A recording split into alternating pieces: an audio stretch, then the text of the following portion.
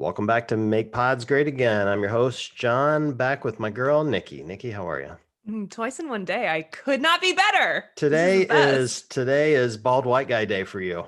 I know. And we have a really special guest tonight, Matt O'Keefe. Matt, how are you? Great, John and Nikki. Great to be with you. Thanks for having me. Always a pleasure. Of course. Welcome. We had Thank you. Eric Rosa on earlier today, and dude was wearing glasses just like mine. We look like twins, although he looked like a much fitter twin version of me. And He is fit. He is fit. I can attest to that. I've worked out. I was getting pissed off, man. He was pulling on those power moves, like when you kind of lean into the camera and you keep your arms bent. No, Yeah, he wasn't. Oh my God. John is just butthurt because Eric said that he maybe could actually be competitive in the open in his division, given that they're like taking more people into each stage. And John was like, oh, maybe I should go RX. Oh my God. Hey, what's happening? Dude, we're in the same age division. I feel obligated now a little bit, but yeah, it was a power move. He's showing those biceps. I'm like, damn, this dude's fit, and he's got the guitars behind, and those are really nice guitars. Nick, he had these guitars behind him. I'm a guitar player, and he's like casually, oh, there's just a couple of Gibson acoustics. It was like a Gibson Hummingbird, which is like the acoustic, I feel like this nothing less. This is John's therapy session now. Yeah, it's like, guys, did you know what happened to me today? I kind of love him and hate him all at once. I don't know what to do. I don't know how to feel. But he's fit. I wore a sweatshirt to make sure that I didn't, offend you. So right, same. Your arms, Yeah. No, look, I watch your workouts, dude. I follow you on Instagram. I see what you post. You do some crazy shit. Yeah, dude. Especially recently, your workouts have been like make me want to vomit. Make me vomit. So it's like, there it is. No, it's funny. I mean, you guys know, first of all, it's really hard to work out by yourself. Yeah. So I threw out my accountability measure this year. I'm going to do like 100 burpees a day. But like I have like a group of people that are doing it with me, and a lot of people are doing it straight through. I'm just putting 100 burpees at least into a workout every day. So, okay. Yeah. But yeah, you know what? Like I've gotten away from like lifting weights and like, doing things RX. I'm the machine man. Like I have a skier, a runner, a rower, 2 bikes. I just like run around through the machines and try to get my lungs as healthy as possible. So I have fun. You speaking my language. I literally just bought a ski erg. It shows up in 10 days. Like I can't wait.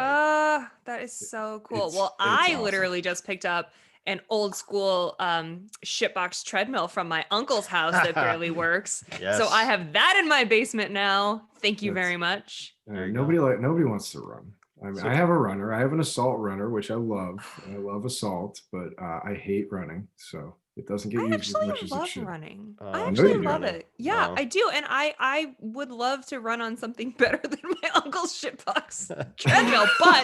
But I will tell you this. The only way that I can run or be on any machine, like you guys are the machine guys, the only way I can really be on a machine is if I have almost like a workout to do on it, like sprinting or like incline up and down. Like if I'm not taking I have an app that has basically like Peloton, but for treadmill. That's a class. So it's like run, now walk, now go up a hill, now go down a hill. Like I won't do shit on a machine unless someone's telling me what to do. That's why I like it, because it's just as brainless as CrossFit. They make medicine for that, Yeah, it's called fucking vodka. So the real question is, who's doing this crazy program? Are you programming your own, or is this like Shane, Matt? Like who's doing it? Yeah, I'll do a lot of Shane's stuff in general. We work out quite a bit together, and like he'll toss something my way just to say like, hey, I'm doing this today. Why don't you do it? And I'll write my own stuff like when he's busy obviously right now, so I don't hear from him as much. And the time change is so crazy, but yeah, I mean, I pluck stuff off Instagram like nobody else. I'm screenshotting stories. Games athletes will post something and I'll just boil it down to my version. Just like I really enjoy just doing something that I've never done before every day. I don't like it pains me to like tee up a workout from the open I've already done. You know this feeling, like you get this like feeling like, oh my God, I have to perform and beat my last score or I'm going backwards. So I just try to mix it up. Like differently every day. And so it's a surprise, and I trick my brain into doing something every day, and it's fun. I tell you that the game changer for me, like I revamped the home gym, I don't know, a month or so ago when I saw the writing on the wall that COVID's not going away anytime soon, right? So I'm like, all right, I'm not going to be in Cliffside as much. I need to like really kind of dial it in. And the one key thing I did that has totally changed my home training is I bought a timer. And there's something about the Oh. accountability of that thing going off and you watching it that keeps you from stopping. I don't know what it is. I don't know if it's just like we've just been programmed and doing so many workouts that you just have to work harder when the timer's moving. It's changed Yeah. everything for me. Even like just turning it on to do a warm up. I actually do the warm up because I know I've got X amount of minutes to get that done. And then I got to move on to the next thing. I don't check my phone. I don't create memes. Well, I do that some, but I usually don't. I actually put the work in. That was the biggest change for me this year. Huh. That's huge. Yeah. I'm a big fan of, I don't like, I try to get it in when I can, but I'll set a 30 or 60-minute clock and like a 10-minute EMOM workout, 5 minutes rest, and then a 20-minute EMOM workout. I'm sorry, warm up, then workout. Like that's kind of how I do everything. If I squat, I do EMOMs and very lightweight. It's just, I don't know, whatever. It's fun. It's fun. I figure it makes me a better dad, better person to be around, better employee, better friends. So, I might as well do it every day. When you're around all these really fit friends of yours, and I have several that they're not Matt's level, I continue to remind them of that. They don't like it when I remind them of that, but they're games athletes. When I work out with them, I feel like the slow kid on the bus. Like, how is it for you when you're working out with these guys? It's funny. Like I have a pretty interesting story with that over like whatever the last 7 or 8 years. When I met Matt, I was like sort of chasing the CrossFit competitive dream on a team at my gym. I was younger, a lot younger.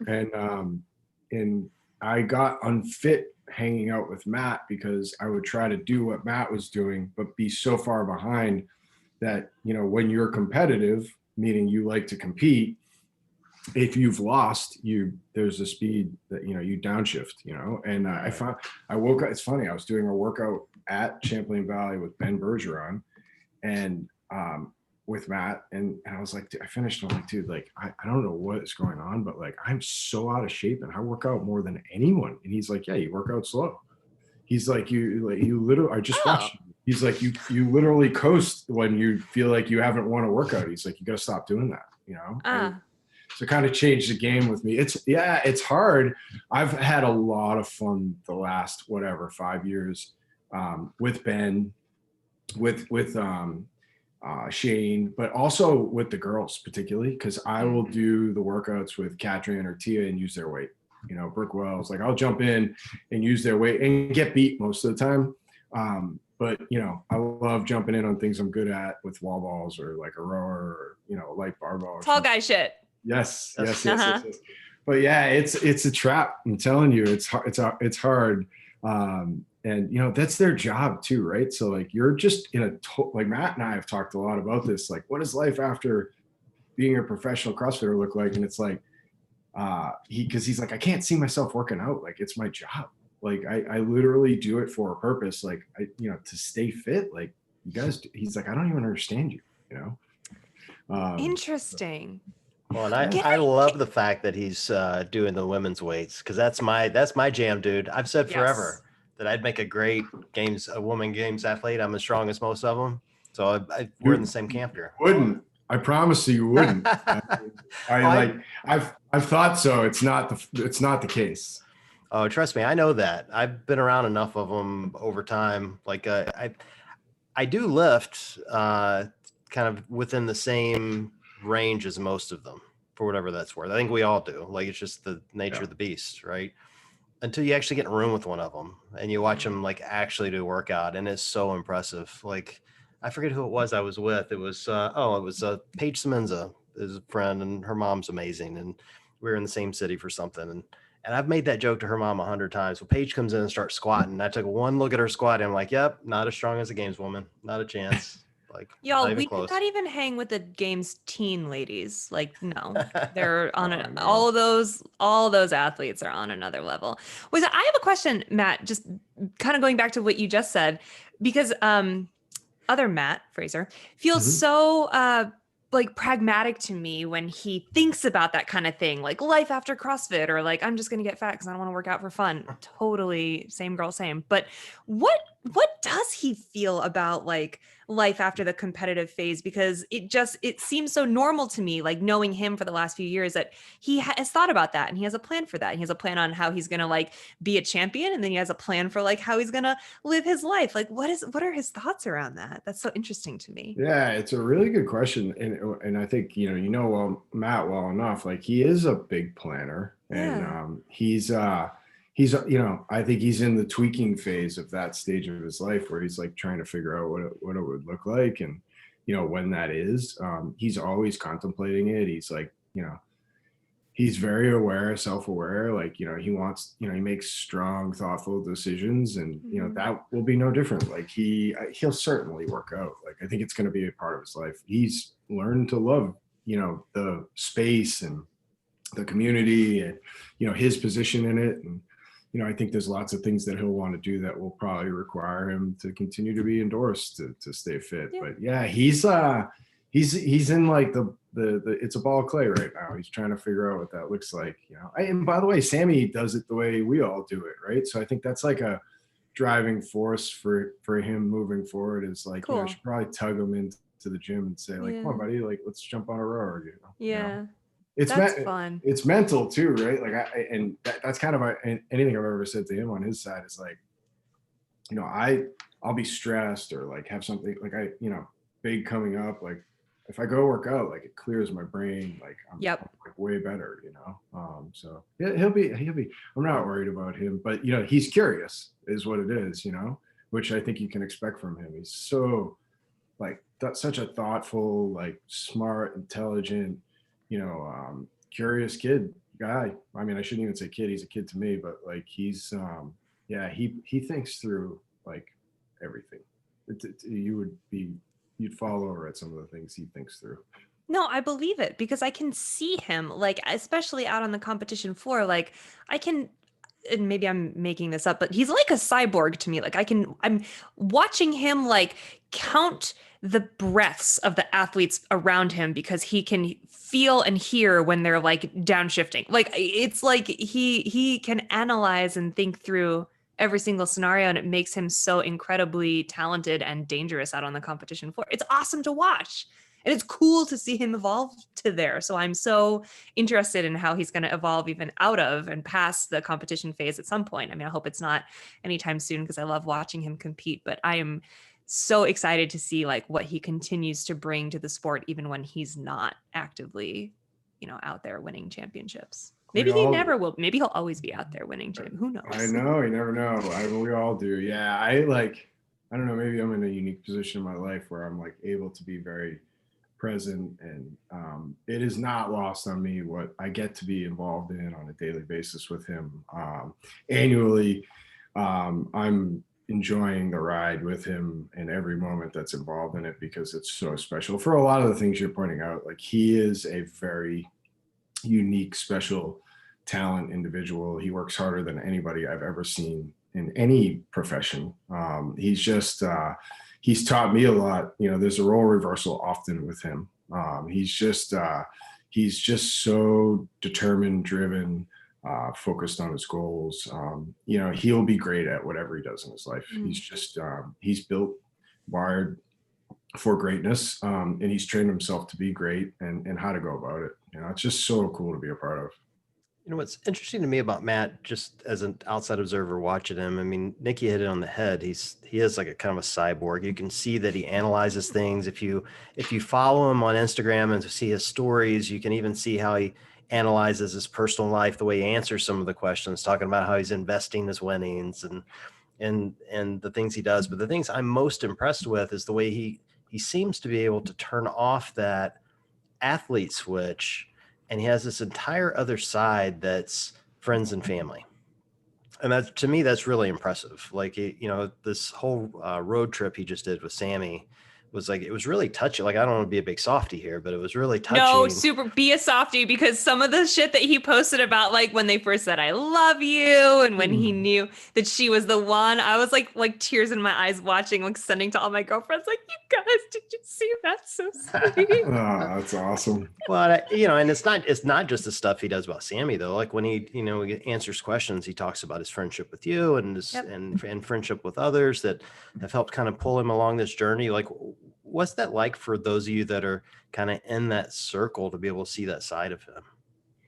Yeah, it's so interesting. I get asked this, in different forms quite a bit. Is, the public recognition piece, right? Which does a lot, and it's not necessary, right? One of the things that I think people don't understand about Matt is like, so there's that category of gratitude, which is daily. There's never a moment where, I'm not grateful for him, Sammy isn't me, him, vice versa, he, me. We've built this, over time, just, recognition of, how much we mean to each other. And we're in this together, and he uses the we all the time. And, honestly, like when he projects that stuff publicly, I could not appreciate it more. And it's like so heartwarming to hear it, but I hear it all the time. Like Matt doesn't like hang up without saying, I love you to me. Like, he's like, that's our relationship, and it's, whether we're disagreeing, which by the way, everybody does, right? Like we always, kind of put our head on the pillow at night with a lot of gratitude for where we are today because of, the fact that we've been able to grow our relationship and work together. I mean, I'm internally grateful for where I sit today, and I would never, leave absent the fact that I would not be where I am today without having had the chance to be a part of what he does and work with him, because I was getting to do something I shouldn't have been doing because he trusted me, right? And it was like, yeah, I mean, it's so gratifying. But the reward really for me is like seeing his hard work, play out on the floor and him achieve things that he sets out to. And I know like when he steps across that finish line, like this year at the games, he gives me a hug. It's like, like the things he says or like that, the hug, like that. It's like when he steps on that finish line, it's like that to me is the gratitude. Like he feels a high sense of responsibility to me, to Sammy, to Shane, to Tia, because we all in our own way, shape or form, work our ass off together to get, to a point like that. I mean, nobody works harder than him. He does all the work. Like that's his accomplishment, but he shares it with us. And it's just so cool. Like I don't like, again, not to be too sappy. It's just, he's such an important part of my life and it runs so deep, but like that stuff you see is stuff I see daily. So it's like, to me, it's like, great. Like, I don't even need him to do it. Like, he doesn't need to get on a microphone and be like, hey, I have a great team and it's Matt. Like, I love that he does that. And I think people get to see the real human side of him. But, if it was just the way it was in private, it'd be just as good for me. Like he walks the talk on a daily basis. He's just a special guy. I have a lot of gratitude when he gave the finger to Dave Castro at the games because that was meme gold for me. I really appreciated that. It's just paid huge dividends. I will disagree with you on one thing you said though. To some degree, where you said you wouldn't be where you were without Matt, and I'm sure you owe a lot to Matt. But I mean, truthfully, you've made quite an impact on your sport on your own, and I think that's a big reason why we wanted you to come on was talk about the landscape of CrossFit. Like you've created and helped shape quite a bit of what's going on in competitive CrossFit right now, and I think 2021 is probably going to be as crazy as 2020. I feel like I should knock on something to make sure it isn't, but I know, but competition is going to be weird. And I guess we're really just looking for your insight. Like, what do you see coming up? Like, you're running a lot of competitions. The athletes are probably going crazy about it. Like what's this year going to look like for us? Yeah, it's a great question. And thank you. Yeah, it's been a wild journey and I love what I get to do. It's really fun and rewarding. And I have an unbelievable team around me who you guys all know. And so it's like I get to look really good often because of a lot of people's hard work. And, we're working hard right now to figure out how we'll react to scenarios we don't know that, will play out possibly at this point, right? It's tough. We've all been working hard on what the season structure is sort of out there, right? Like where we fit in, where does Wodapalooza sit, which is, I think, an elephant in a lot of people's room. And I can share a little bit of that. And we want some events to be a part of the season. But what we want most is this to work, right? Like it's been a long couple, 2-3 years. And I think what everybody is committed to is like finding the right way forward, so that we can settle down a little bit. Like we've changed a lot year to year, and at nobody's fault really. Like it's been all over the place. There was a different group of leadership before. There's a new team. They're trying to find the right way, the secret sauce. It's a lot more collaborative now, which is cool. And I think the problem we have is COVID, right? I mean, it's tough, and I think we're committed, as are a lot of other event organizers, to being gritty this year, and at whatever cost we need to put something out, whether it's virtually, in sort of that format that Rogue did. We were about to put something live called the Trials as like a test platform for how we might do it with our events. But yeah, it's going to be an interesting year. There's a lot of question marks, like what are those 10 so events that are going to be a part of that semifinal round? What's this quarterfinal thing? One thing that I think we have to recognize is that CrossFit's in a really tough position too, because they've got to be really agile and gritty, and it's hard to do that. Like you think about the process of an event, right? And it's the side I live on. To run an event in May, like we really need to be going right now. In a lot of ways. And we don't run small events. We're a little different than some of the others in the market. But like, Wodapalooza is 2,500 athletes, 1,000 volunteers. There's 40,000 people that run through that property over 4 days. I can't like wonder when I'm going to do that, right? So, that event we're going to push outside the system. That's going to go back to where it was. It's going to live on its own. We would love to collaborate with CrossFit in some way, and I think we will on that event, and we'll work through that. But that's going to go back to January, be this standalone spectacle event, provide an awesome earning opportunity with athletes, and be this independent festival, hopefully in conjunction, and I think it will be, with CrossFit, right?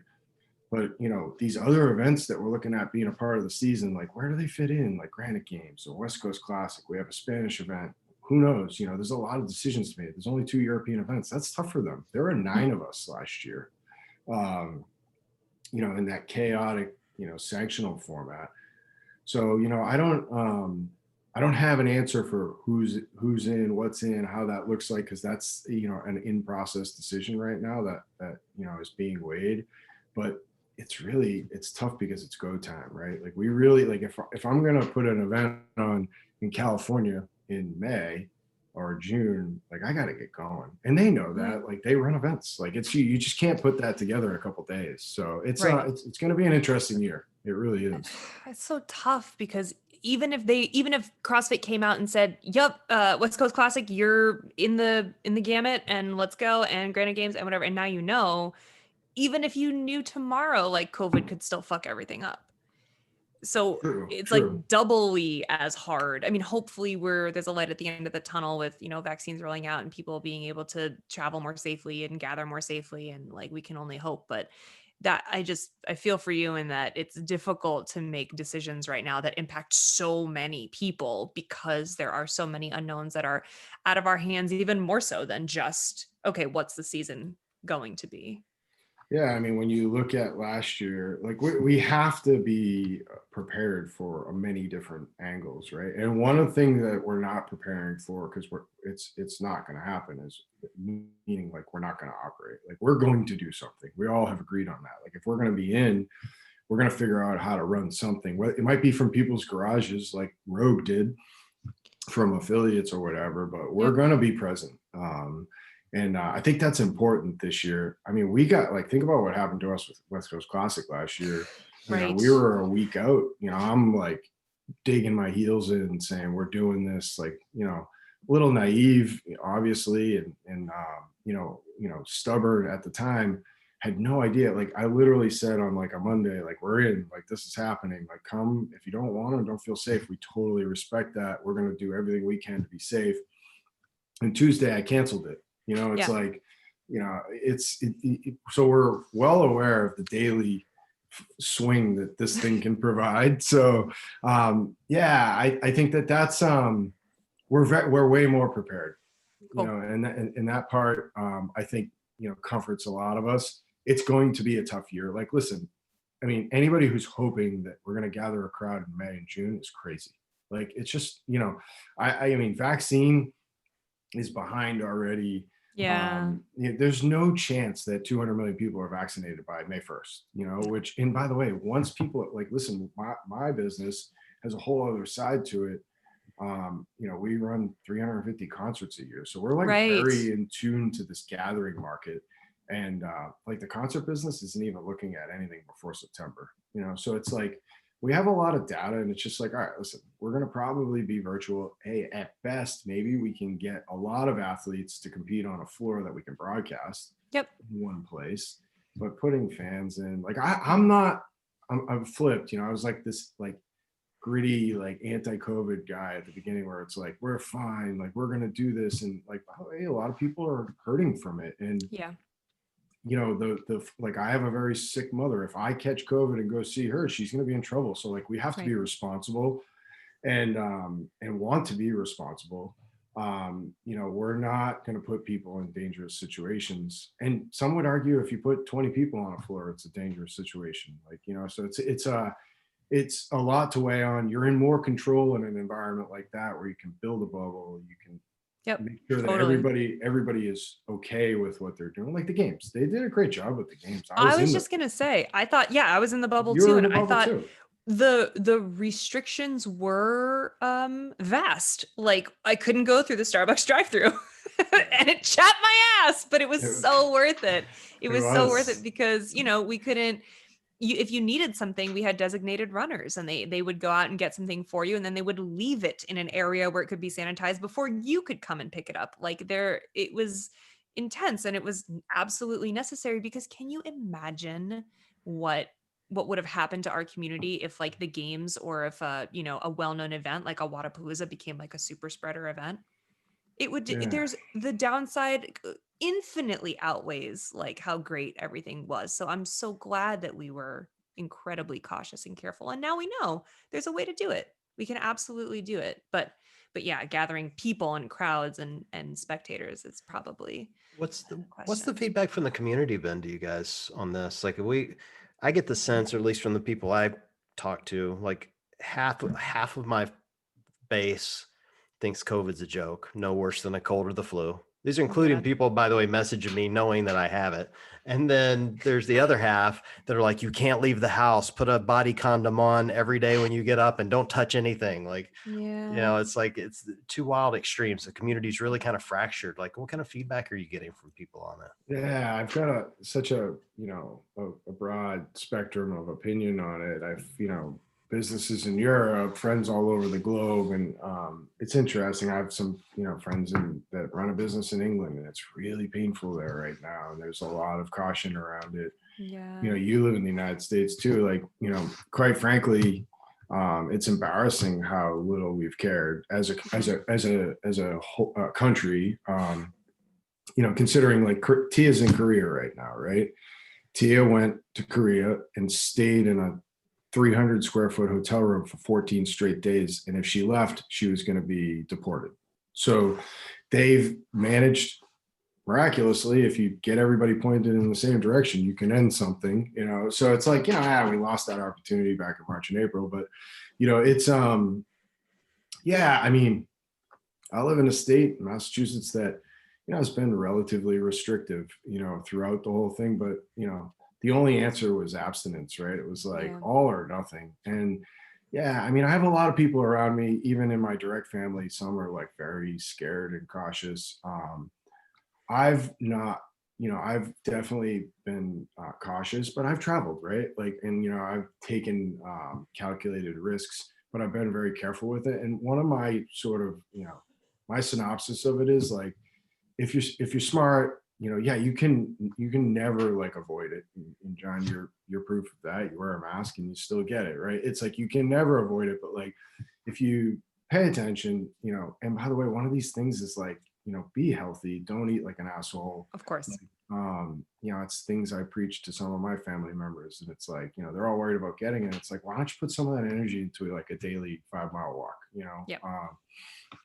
Yeah, I mean, yeah, I got people all over the place. I've got good friends that are, psychotic about it. One of the things that I have the hardest time with all of this is the hypocrisy. Is like, the people Thank are like, indignant about certain people's activities, and then they're like going to the supermarket and they're going to like, the mall, and it's like, well, dude, like if you're with one person, then you're doing the same thing that you're being critical of somebody else doing. It's just being 100%. consistent. It's like I have no leg to stand on by saying like certain things shouldn't be allowed, and not like I have a big problem with particularly like the New York City thing, like them closing restaurants.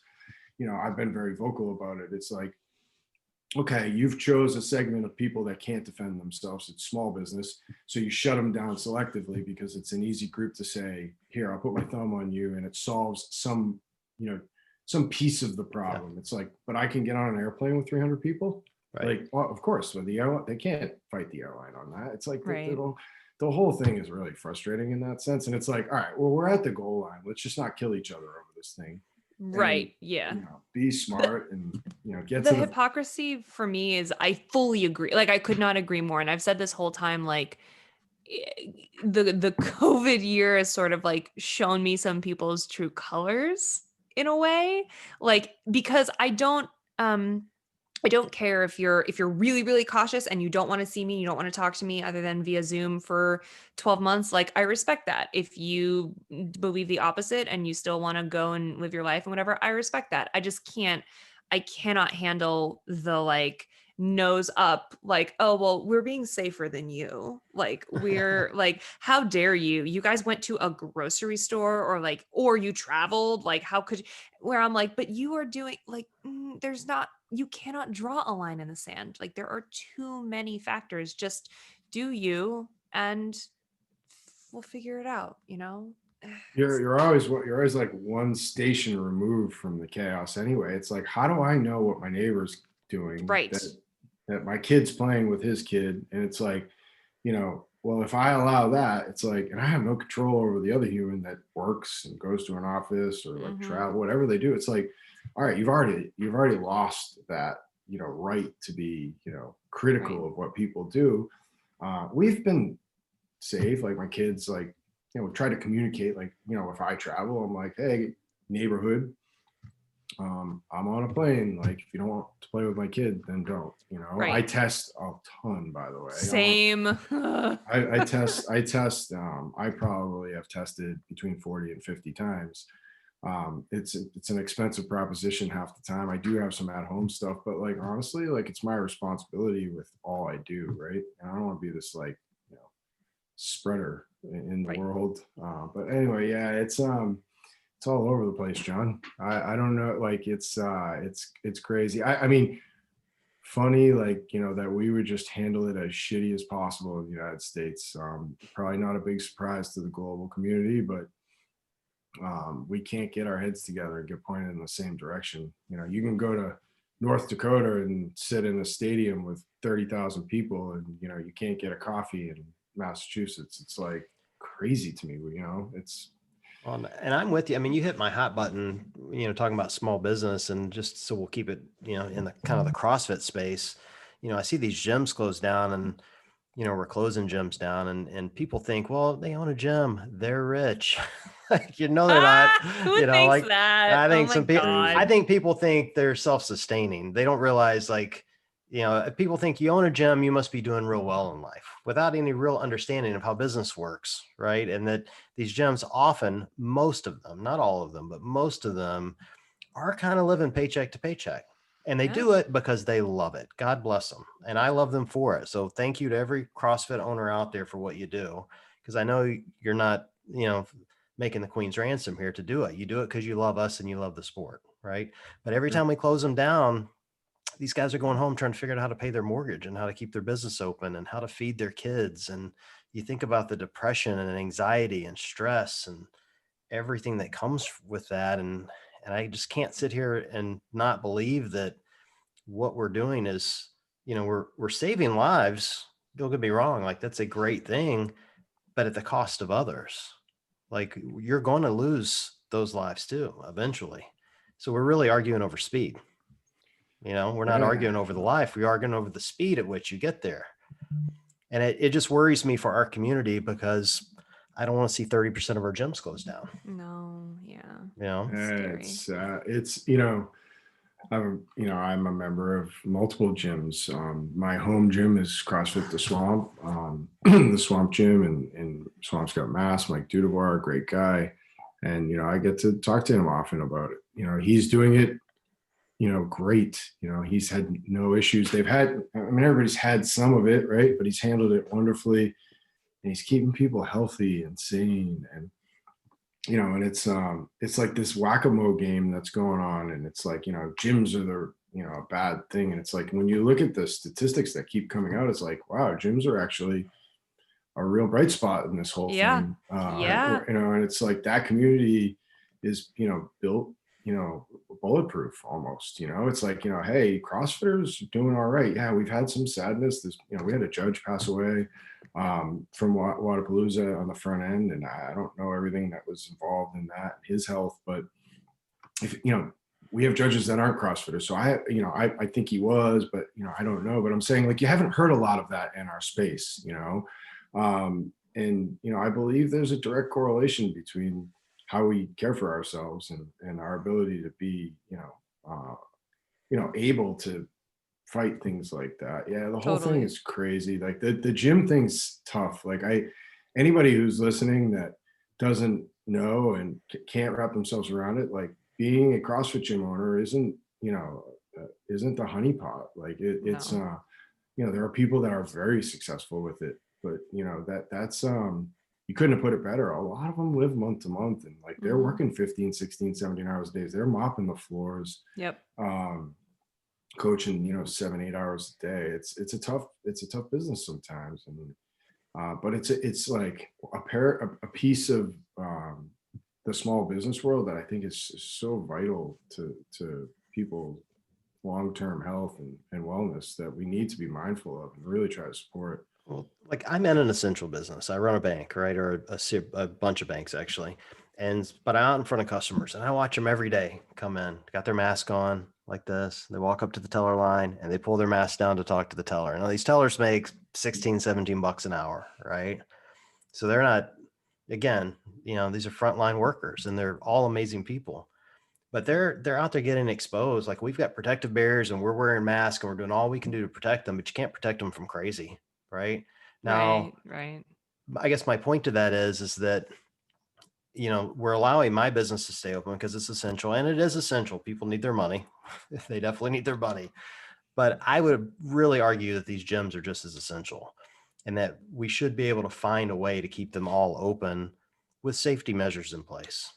And it sounds like Eric's put together some, we didn't even talk to him about that today, but it sounds like CrossFit's starting to put together some recommendations on that. That'll be good. We just need the government to come in and agree to it and let us keep them all open so these guys can pay their bills, Yeah, I think it's just tough because it's so much more work to come up with specific solutions, like boutique gyms or gyms that can have 10 people or less in there at a time. Like, it's so much more work on the local government's level, in fairness, while they're trying to handle a pandemic, which I understand takes up a lot of resources. But like, I do wish we could get more specific in trying to understand that, like, CrossFit gyms or boutique gyms or whatever you want to call it in specificity are not problems with the pandemic, and how can we make regulations that allow them to stay open while maybe a Globo gym can't take those safety kind of precautions that we need. And so, what can we do to make it more fair for the small business? Well, Matt, you're in this business. How hard would it be? You said you do concerts, right? Mm-hmm. How hard would it be to say X number of people via square foot? It's pretty simple. It's arithmetic. Yeah. So it's like, and but we're doing it. Like, it's like, socially distance events, they exist, Yeah. Yeah, so why couldn't we do that for boutique gyms? Hey, if your gym is 2,500 square feet, you only allow X number of people in the building at a time. Here's what your class size is going to be. Yeah. And then they figure it out. And if they can't keep the business open, well, okay, then they're in a bad spot. But it's a hell of a lot more fair than just saying, shut them all down, you're done. And now, we're saving lives. I got an argument with a very popular CrossFitter. I won't name him, but his name rhymes with Matt Vellner. And I said to him, that COVID dreams of killing as many people as McDonald's has. I'll probably get sued by McDonald's for saying that, but oh my God. But it's true. It's absolutely true. And what I meant by that is not McDonald's specifically. So please, nobody rat me out to McDonald's and get me sued. What I meant was it's like fast food and those, processed foods kill far more people than COVID ever will. And I guarantee you that's a fact, a straight up fact. And CrossFit certainly contributes to solving that, because CrossFitters don't eat that crap on a regular basis. We train people not to, and we get them healthy and we get them moving. I don't disagree with you, but like me shoving a Big Mac in my face is not going to kill my grandmother. So there have to be different precautions when it comes to like a super spready virus.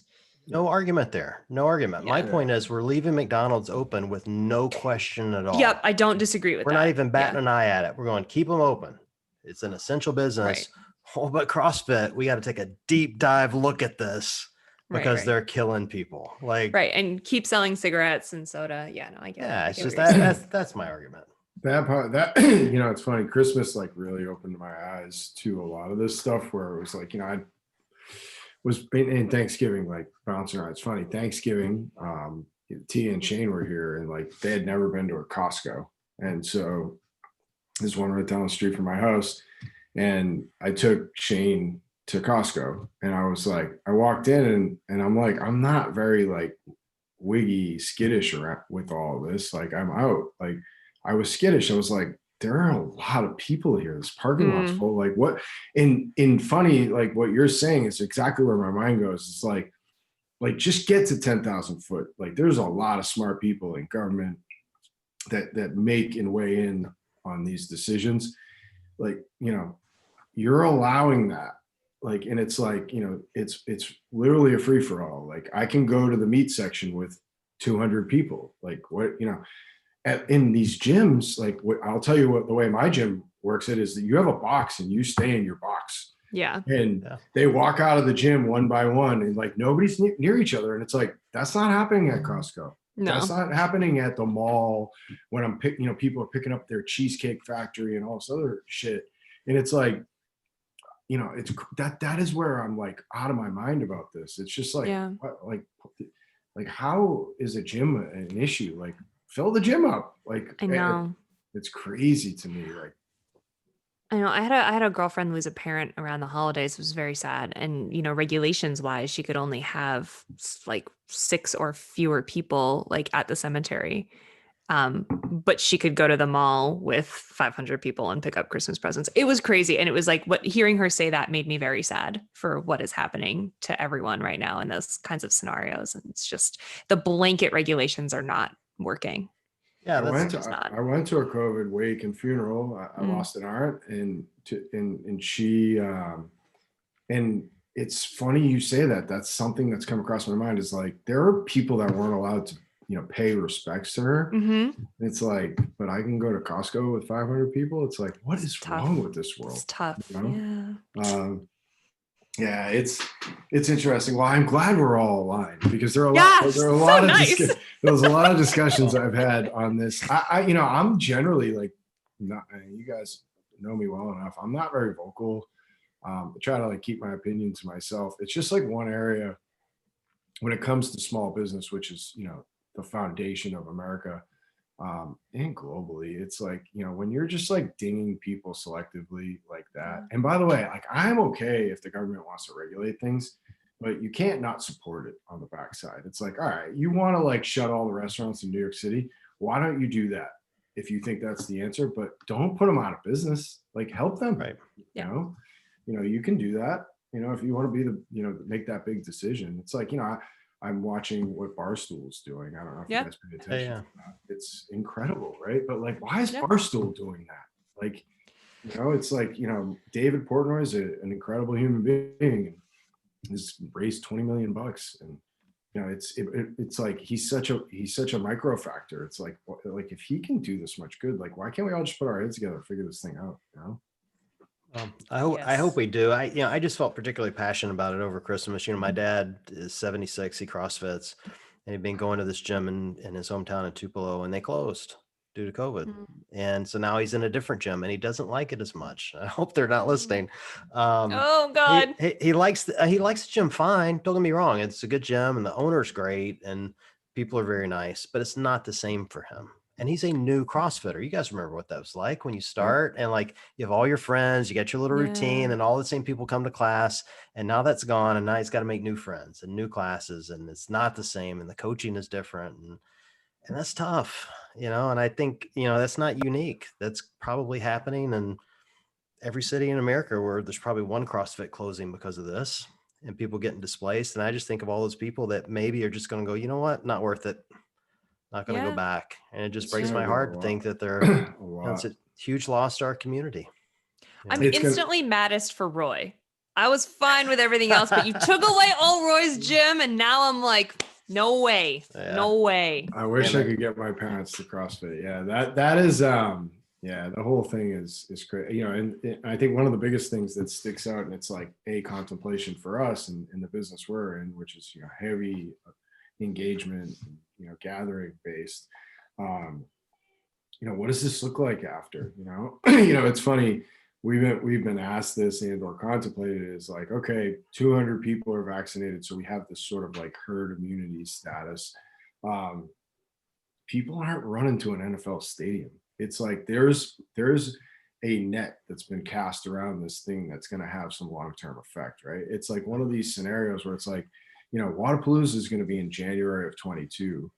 You guys are the first to hear that, by the way. Like two scoops in one day. Yeah, we were going to do it in this year, like try to be gritty with it. Like I just not comfortable doing that event unless we can do it the way that the community loves to see it and be a part of it. Because it is an inclusive event. So like all of a sudden we're going to run an exclusive event. Like that doesn't seem to fit it. And that's not like I'm now the steward of that event. I didn't invent that, but people who started that event have built some really special secret sauce around that event, and it's about everybody having a shake and an opportunity to be involved. And we're not doing it otherwise. But it's like, what does that look like in January of 22? I really hope that's like the coming back party for people, Yeah. But I don't know. Like, are we going to be masked at Wodapalooza next year? It's gonna, is that going to be a part of our culture moving forward, where it's like people are getting real comfortable in masks? I know. You know what I said the other day, and this is so stupid, but I was like, I do think that some shit is going to be changed forever. And like, I saw a meme that was like, oh my God, do you remember when we all used to go bowling and we all used to put our fingers in the same finger holes as strangers? And like, that shit is never fucking happening again. And then the other thing that I thought that I felt kind of bad was like, it was like a rite of passage when you were like 21 years old to like go to a bar and get drunk and like make out with someone on the dance floor. And it was like harmless and sweet. And you were just being a kid. Like, no one's going to make out with a stranger. Are you kidding me? Have you been tested?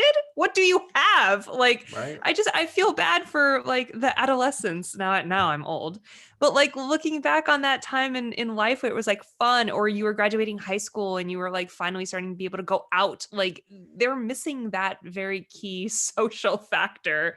And I don't think it's changing anytime soon either. Like, I don't think the next 5 years is going to be a little weird, John and I didn't have that problem in college, no. Nikki. No, absolutely not. Absolutely not.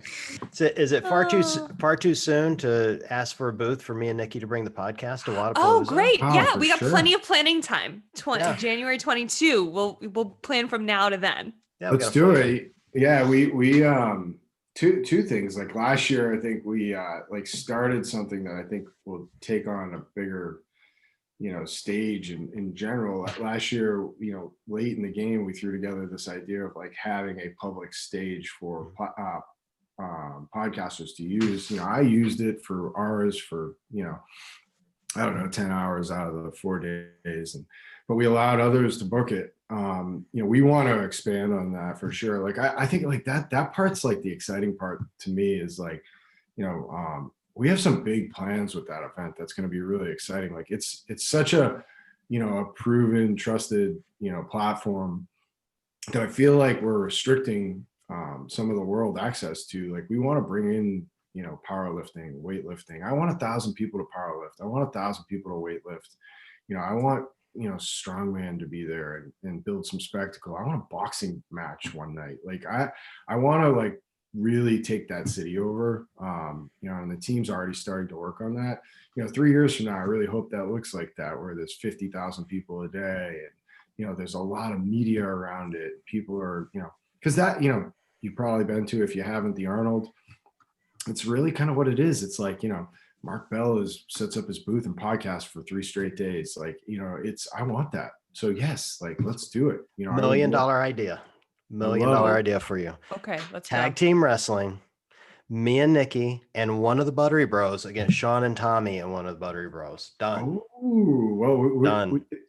There very well might be a boxing ring on Flagler one night. We're looking at it. So maybe we could like one of the undercards can be this. Listen, I'm scrappy. Okay. And as the smallest person, well, actually Heber might be smaller than me, but as one of the smallest people, he is smaller. He's lean as hell and I'm thick as fuck. I've not skimped on the friggin' Christmas cookies this season. I think he'd be scrappy. He'd probably poke your eye and bite, There's a lot of space for me to just like run around. Yeah, I'm just saying, don't count as the only female in this wrestling match. Don't count me out.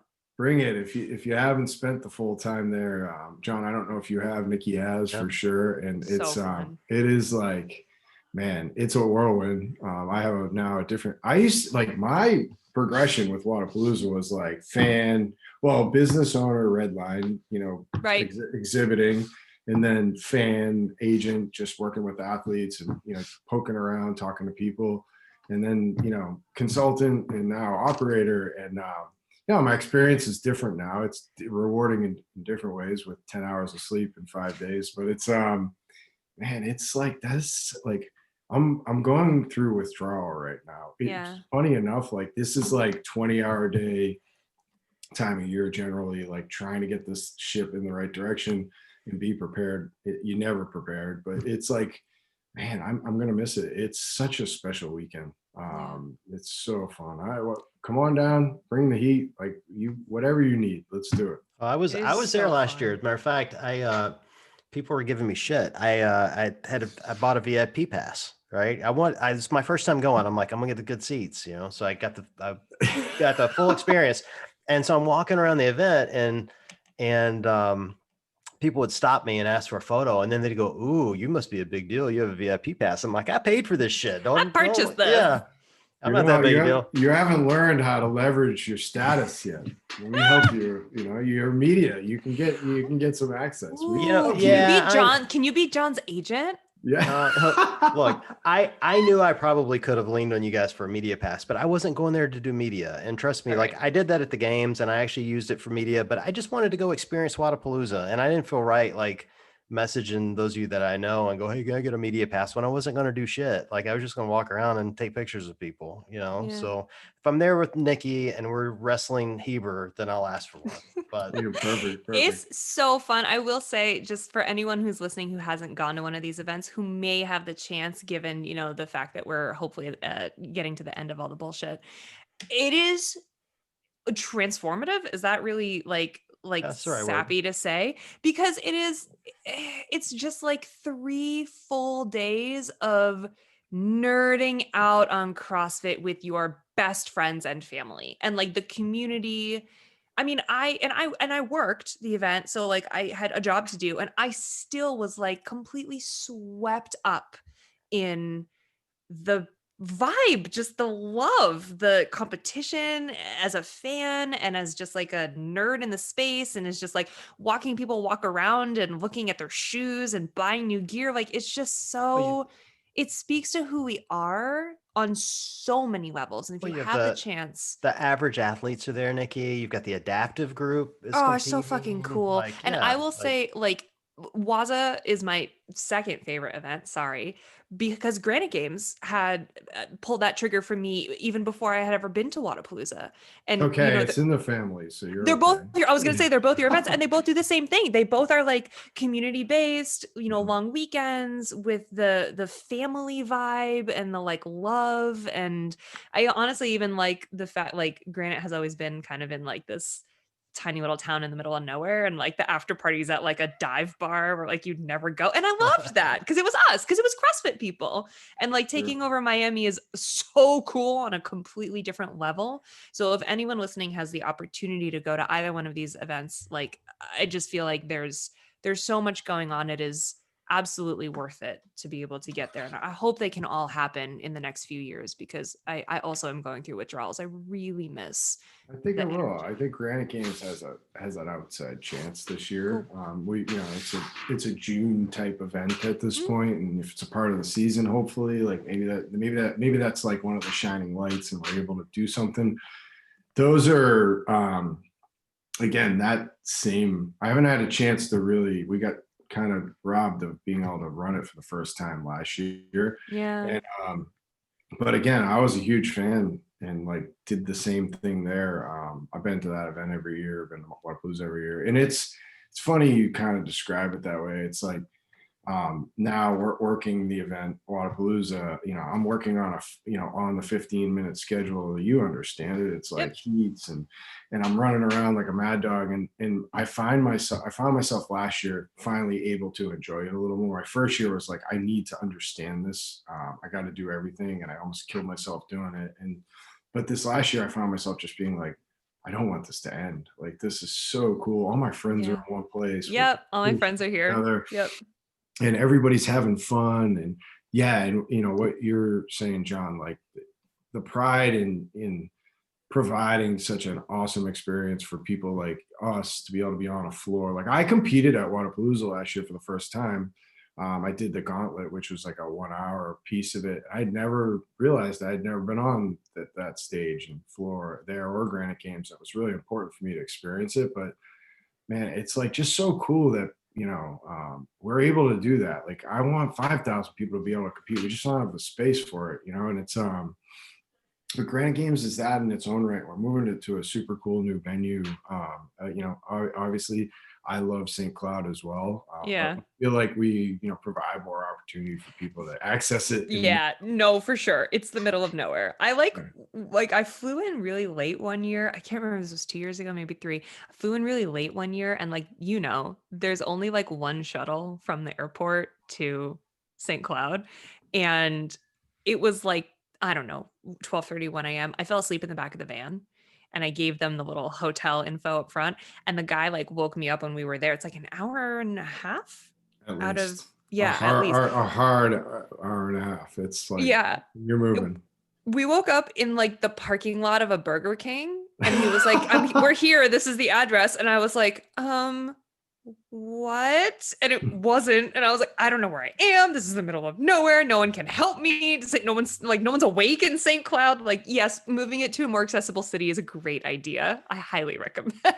It's funny. That story happened. I was around it. Kelly Jackson, who former games athlete, and Jen Smith. I can't remember if it was Jen or Kelly, but one of them was at Granite Games checking in, and like the other had landed in Minneapolis, had never been there before, and called. I think it was Kelly calling Jen. She was like, "Hey, I just landed. I'll see you in a couple minutes." And Jen was laughing. She's like, "I'll see you in 3 hours." She's like, "What do you mean?" She's like, "You got to take an Uber to St. Cloud now, which is like an hour and 45 minutes away." That was a cool place though. Like I liked it. I'm sad it's moving a little bit. We're going to the Vikings facility, which is like this. Oh, rad.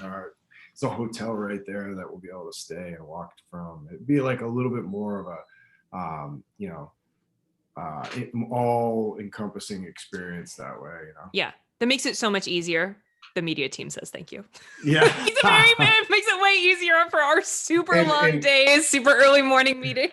And Nikki's being super nice right now with Wodapalooza. Like it's funny how you look at these things. It's like you, in the moment when you're like experiencing the event and you're working it, you're like, I fucking want to kill everybody. No, it's not true. Especially Matt right now for putting me in this position. But no, it's like Matt or Dylan.